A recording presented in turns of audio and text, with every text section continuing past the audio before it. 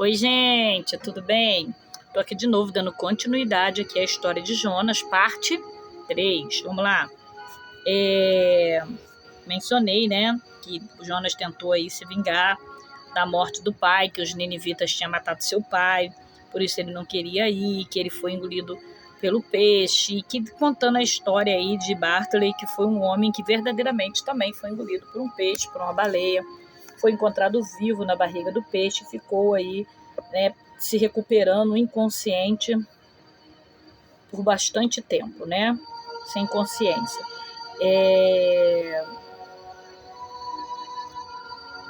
Depois perdeu a vida. Aliás, ficou entre a vida e a morte. Passou-se um mês inteiro até que ele pudesse melhorar e contar. Que bom que ele se recuperou, né?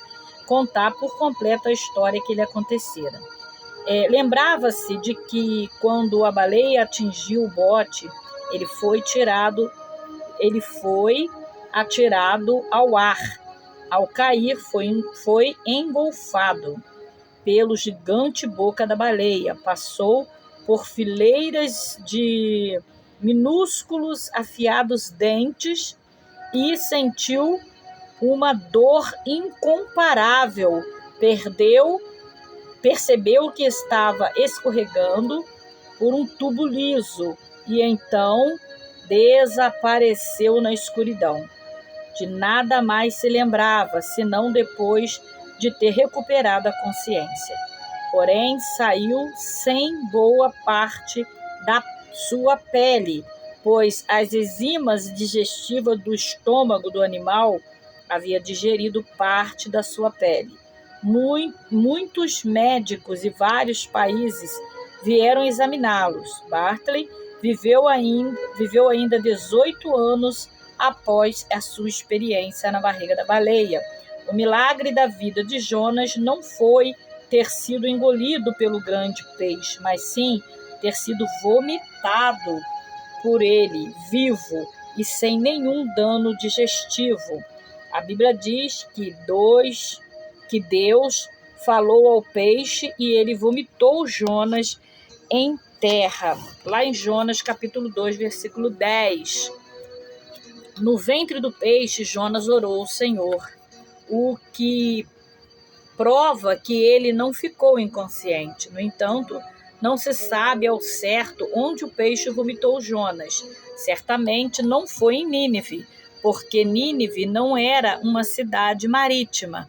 Bem provável que Jonas tinha sido devolvido pelo peixe em Jope, do lugar onde ele não poderia ter saído. Não se sabe ao certo se nesse tempo, entre o capítulo 2 e 3 de Jonas, voltou a Gad-Rafé, mas em Jonas 3, versículo 1, a palavra do Senhor veio pela segunda vez a Jonas, dizendo a ele que fosse a Nínive. Jonas 3:1, capítulo 3, versículo 1. Dessa vez ele não fugiu de Deus, mas obedeceu sua ordem. Chegando a Nínive, ele pregou a mensagem do juízo de Deus que Deus havia dado, dizendo que em 40 dias Nínive seria destruída. No entanto, o que Jonas mais temia aconteceu. Os ninivitas ouviram a mensagem e se arrependeram. Após entregarem a mensagem, Jonas subiu ao topo de uma montanha para ver a destruição de Nínive, contando que ela seria destruída. Enquanto ele, em cima do monte, esperava a destruição da cidade, lá embaixo, o rei de Nínive reuniu toda a população e decretou um jejum como forma de arrependimento para que Deus aplacasse a sua ira e não destruísse a cidade. Deus aceitou o sacrifício dos ninivitas e decidiu não destruí-la. Meu Deus, o profeta deve ter ficado muito revoltado, né? Realmente, eu imagino. Deus então fez crescer uma abobreira onde Jonas estava para lhe proteger do sol e do calor.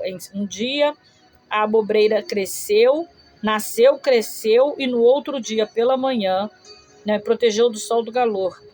E no outro dia pela manhã Deus mandou um verme que feriu a planta e a abobreira morreu. Deus então mandou sobre Jonas um vento oriental. Esse tipo de vento é conhecido pela sua temperatura escaldante e cauterizante. Jonas chegou ao ponto tão crítico que pediu a Deus a morte, por Deus não ter matado os ninivitas. Nesse momento, Deus lembrou a Jonas que ele não havia feito nada para a bobreira, que lhe produzira sombra existir em um dia e ela nasceu e no outro ela morreu. E Jonas estava inconformado pela morte da bobreira e quem não havia criado. Se os sentimentos de Jonas lamentavam pela morte da bobreira, que ele não havia criado, maior ainda era o sentimento de Deus, que criara os ninivitas e não iria mais destruí-los por se arrependerem. Jonas estava mais comovido pelo seu prejuízo com a bobreira do que pelo prejuízo de Deus de mais de 120 mil almas que haviam se perdido. O livro de Jonas termina com uma pergunta de Deus: tiveste compaixão da bobreira, que não te custou trabalho e nem a fizeste crescer. Numa manhã ela nasceu e numa noite pereceu. Mas em Nínive há mais de 120 mil pessoas e não sabe discernir entre a mão direita e a mão esquerda, e também muitos animais não hei eu de ter compaixão dessa grande cidade? O livro de Jonas termina sem uma resposta de Jonas para Deus. Há também aqueles que aplicam uma visão teológica à história de Jonas, identificando que Jonas como um judeu, pois a grande missão dele era declarar a verdade de Deus ao mundo, mas ele não o fizera. O grande peixe é a Babilônia, que engoliu os judeus, levando-os para o exílio. O fato de Jonas ter sido vomitado de volta à terra representa o retorno dos judeus do exílio. E a insatisfação de Jonas com o arrependimento dos pagãos é um paralelo do espírito do judaísmo em relação à igreja e os gentios. Está vendo como é que tem tudo a ver? Bom, então tá, eu já li a história de Jonas para você, encerro aqui na parte 3, e o próximo estudo que eu vou trazer para você é Jonatas, nome hebraico, significa o Senhor tem dado. Jonatas será a próxima aula. Muito obrigada pela sua companhia. Até lá, a paz!